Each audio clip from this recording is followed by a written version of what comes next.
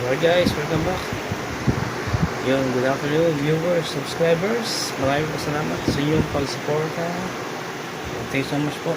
I really appreciate the support that you gave to my channel. So yun. And happy Tuesday to all of you, to all of us, viewers, subscribers. Yan. Hindi tayo sa aming tahanan, sa aming kwarto. Magaling ko na po sa Double Dragon. At tapos ko kunin ang aking NBI clearance. Kasi nagbabala kasi kaya kumuha ko lang session na guys, may sinuro ako. At sa Medilla pa eh.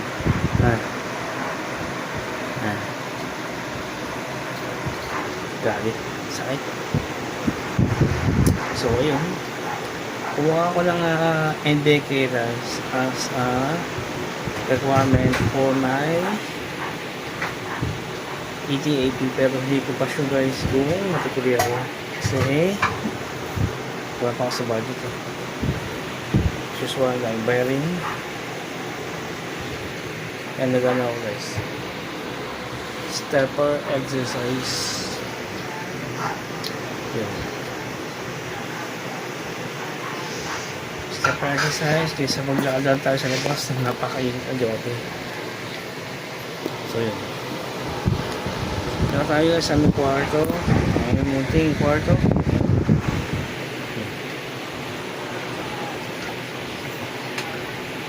So yun, kaya kanisa nga ako mawawala kanina actually lang yung NBI clearance ko ay for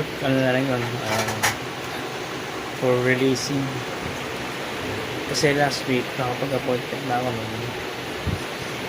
pagkakuha ko ng NBI clearance, yung may pangalan.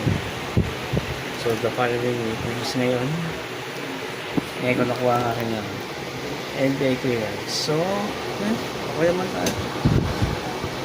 Sakaling hindi mo tayo matuloy sa ATAP ay okay naman. At least kahit pa paano may tayong another na pagkakakilanlan, proof of identity.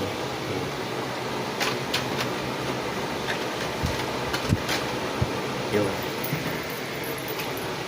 pamangkin ko kumuha, kinuha yung charger. So yun, okay, patay ang pwesto.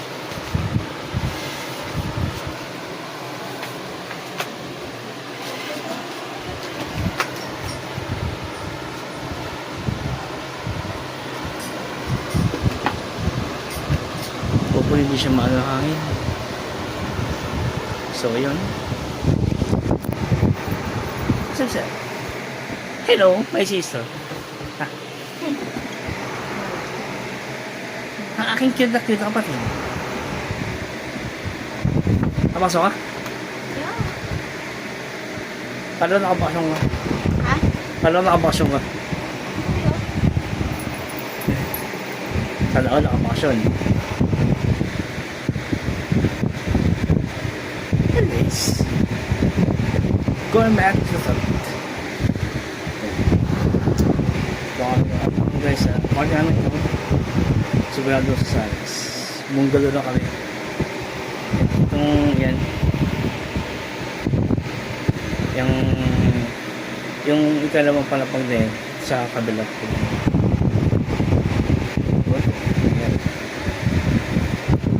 So yun,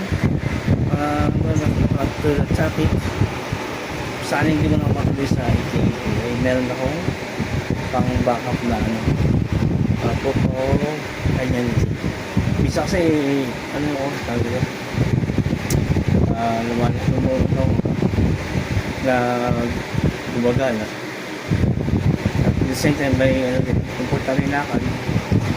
So pag hindi ko dali yung mga ID ko, alis ka na lang backup na NBI clearance. Malaking bagay din yun kasi kahit paano tinatanggap naman yun as proof of identity. So, kamusta ang inyong araw guys? Kamusta ang inyong Martes? Ay, grabe sila ba siya? Tigil ang init. Buti kanina nung bumiyahe ito pa hindi traffic kahit na matindang init. At least diretso yung biyahe. So,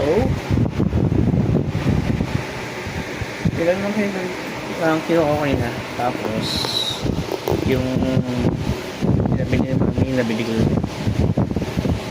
mga ano niya. Mga vitamins. So, ito na guys. Titupin namin kasi yung electric fan tapos dito. Kasi dito sa kwarto napakainit. Ayan. Kita nyo yan. Tapos yung bintana. Sarado yan. Hindi nakapag-circulate ng walang tangin, walang ventilation. Ikot lang yung yan. Ito. Yung electric fan. Yan. Kapag wala yan, grabe ang init. Maililito kapag lasing ko ng hapon. Yung absorb ng loob ng hapon ay sumisingol na badang alasing ko. Kaya mainit. So, yun lang. Tala po kami muting tangalan. Itong kwarto to, all the way yun. Yan. Ano yan. Sa Bogol na po. Ayos naman namin kung buhay. Despite ang maraming bayarin. At yun naman. Kaya naman. Kahit na marami tayong utang. Naman-manage naman natin mga bayarin. So,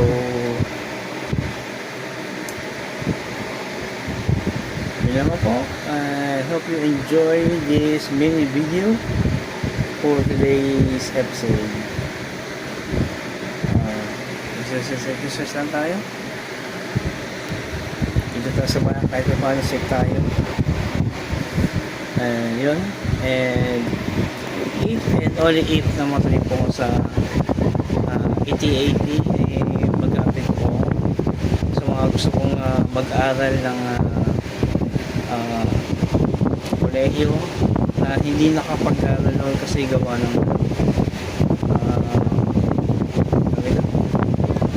financial statement. Hindi na ipagpatuloy pag-aaral dahil sa hikaw sa pamumuhay. Yung ETAP po kasi kailangan meron kang 5 years working experience na related sa course na kukunin. So ako nakapagsagot na ako ng mga initial requirements. So gagawin ko na ay i-process yung mga documents needed.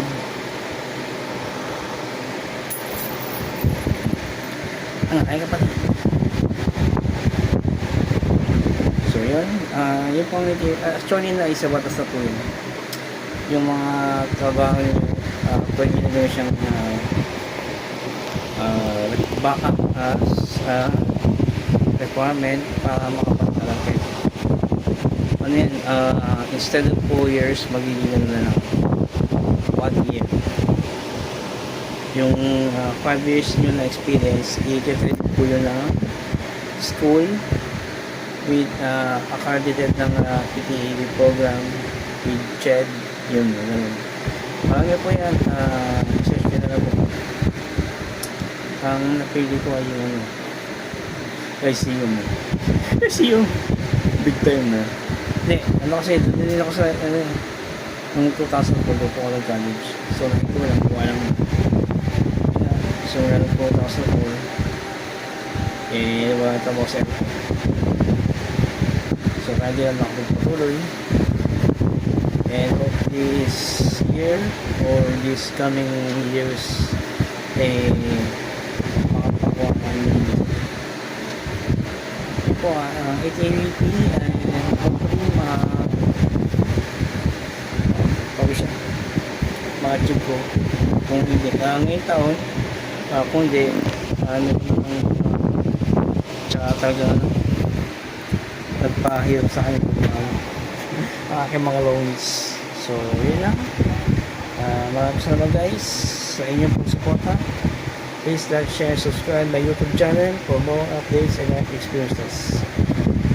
Maraming salamat, and see you on the next one. More power to all of you. God bless po.